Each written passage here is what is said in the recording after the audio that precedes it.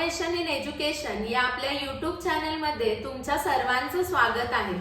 आज आपण वाक्यांचे काही प्रकार पाहणार आहे जे इयत्ता 10वीच्या पेपरमध्ये विचारले जातात। इयत्ता 10वीच्या पेपरमध्ये 2 मार्क्ससाठी प्रश्न विचारला जातो वाक्यांचे प्रकार ओळखा आणि तुम्हाला 4 वाक्यांचे प्रकार दिलेले आहेत। म्हणजे तसे अजून ह्याच्यामध्ये 3 आहेत पण ते 10वीच्या पेपरमध्ये विचारले जात नाहीत। मग हे जे 4 प्रकार काय आहेत ते आपण पाहूया। पहिला प्रकार आहे विधानार्थी वाक्य। विधानार्थी वाक्य ओळखणं फार सोपं आहे कारण इथे फक्त एक सिंपल स्टेटमेंट दिलं जातं, म्हणजेच एक विधान दिलं जातं। जसं की इथे लिहिलंय माझे वडील आज गावी गेले, ही फक्त माहिती दिलेली आहे ना, म्हणजे हे एक सिंपल स्टेटमेंट आहे। तो मुलगा मुळीच अभ्यास करत नाही, हे सुद्धा माहिती देणारे एक स्टेटमेंट आहे की तो मुलगा अभ्यास करत नाही। त्यामुळे ही वाक्य कोणती आहेत? विधानार्थी वाक्य। पुढचा प्रकार आहे प्रश्नार्थी वाक्य, जो खूपच सोपा आहे कारण इथे प्रश्न विचारलेला असतो। तू मुंबईत केव्हा जाणार आहेस? प्रश्न विचारलेला आहे। आम्हाला नोकरी केव्हा मिळेल? हा सुद्धा प्रश्नच आहे। त्यामुळे ही दोन्ही वाक्य काय आहेत? प्रश्नार्थी वाक्य। तिसरा प्रकार आहे उद्गारार्थी वाक्य। इथे भावनेचा उद्गार काढलेला असतो आणि हे पण नसेल कळत तर सिंपल आहे, जिथे उद्गारवाचक चिन्ह असेल ते कोणतं वाक्य आहे? उद्गारार्थी वाक्य। अबब केवढी प्रचंड आग ही, इथे पहा उद्गारार्थी चिन्ह आहे। आहा किती गोड आहे हा आंबा, इथे सुद्धा काय आहे? उद्गारवाचक चिन्ह आहे। सो ही दोनही वाक्य उद्गारार्थी वाक्य आहेत। आणि शेवटचा प्रकार आहे आज्ञार्थी वाक्य। या वाक्यांमध्ये तुम्हाला आज्ञा, आशीर्वाद, प्रार्थना, विनंती किंवा उपदेश पाहायला मिळेल। जसं की इथे पहा मुलांनो चांगला अभ्यास करा, ही काय आहे? आज्ञा आहे की उपदेश आहे? उपदेश आहे। पण मी म्हटलं मुलांनो रांगेत चाला, ही काय झाली? आज्ञा झाली।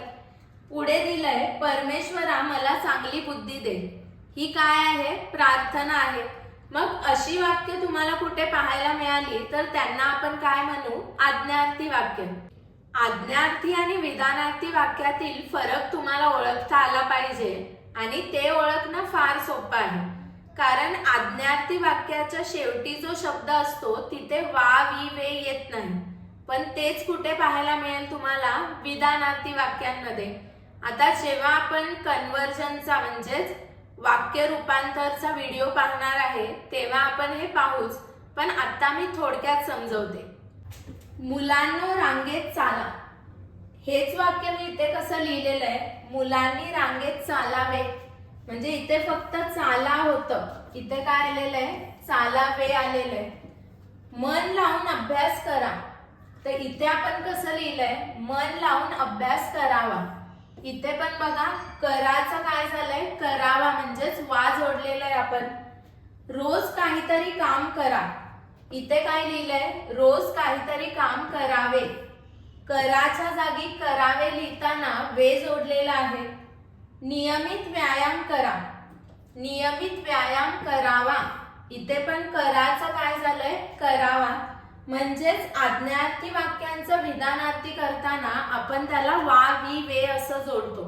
आता एवढं सगळं जर तुम्हाला समजलं असेल तर इथे मी काही वाक्य दिलेली आहेत, त्यांचा प्रकार ओळखायचा कसा हे आपण पाहूया। पहिलं वाक्य आहे तू नित्य साधना कर।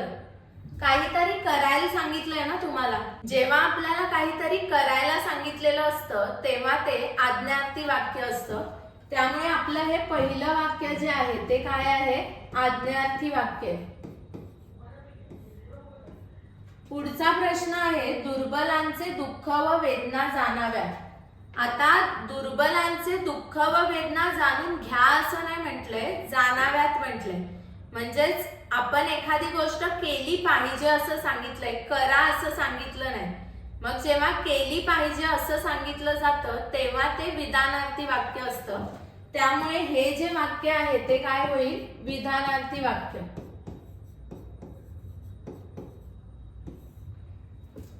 तिसरा प्रश्न आहे या अनाथांनी कोणाकडे पाहावे? हे तर तुम्हाला सांगायची गरजच नाही, प्रश्नचिन्ह आहे त्यामुळे हे काय आहे? प्रश्नार्थी वाक्य आहे. काय सुंदर कविता केली त्याने. उद्गारवाचक चिन्ह दिसतंय, त्यामुळे हे काय होईल? उद्गारार्थी वाक्य.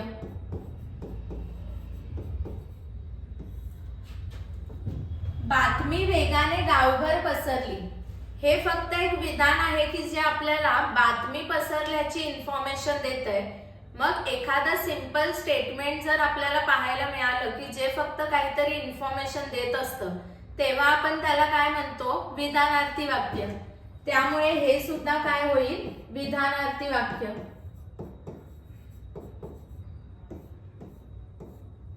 पुढचा प्रश्न आहे, पर्यावरणाचे संवर्धन करा. बघा, पुन्हा काहीतरी करा असं सांगितलंय. जेव्हा काहीतरी करा असं सांगितलं जातं तेव्हा ते कोणतं वाक्य असतं? आज्ञार्थी वाक्य.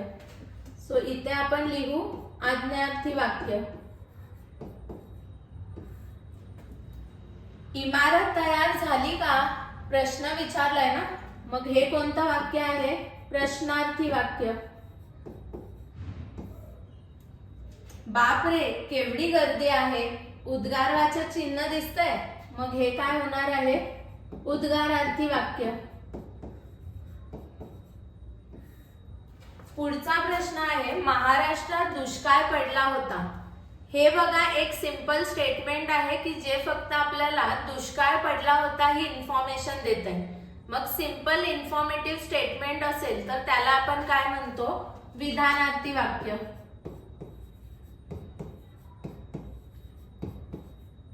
पुढचा प्रश्न दिलेला आहे, शांत बसून वाचन करा. पुन्हा काहीतरी करा असं सांगितलंय.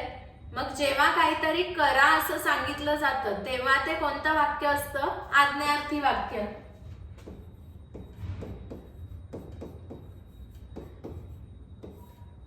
थंडी खूप वाढली आहे का? प्रश्न विचारलेला आहे. सो हे कोणतं वाक्य होईल? प्रश्नार्थी वाक्य. किती महाग झालीत फुलं. काय दिसतंय तुम्हाला? उद्गारवाचक चिन्ह. त्यामुळे हे काय होईल? उद्गारार्थी वाक्य. आय होप हे चारही प्रकार तुम्हाला खूप छान समजले असतील. इयत्ता 10वीच्या परीक्षेत 2 मार्क्ससाठी याच्यावर प्रश्न विचारला जातो आणि हे किती सोपं आहे. त्यामुळे ते 2 मार्क्स तुम्हाला मिळालेच पाहिजेत. आणि असेच मराठी व्याकरणाचे पुढेही व्हिडिओ तुम्हाला जर पाहायचे असतील आणि तुमचं व्याकरण सुधारायचं असेल तर आरंभ इनोव्हेशन इन एज्युकेशन या आपल्या YouTube चॅनलला नक्की सबस्क्राईब करा. आणि तुम्हाला जर हा व्हिडिओ युजफुल वाटला असेल तर तो तुमच्या फ्रेंड सोबत सुद्धा नक्की शेअर करा. थँक्यू.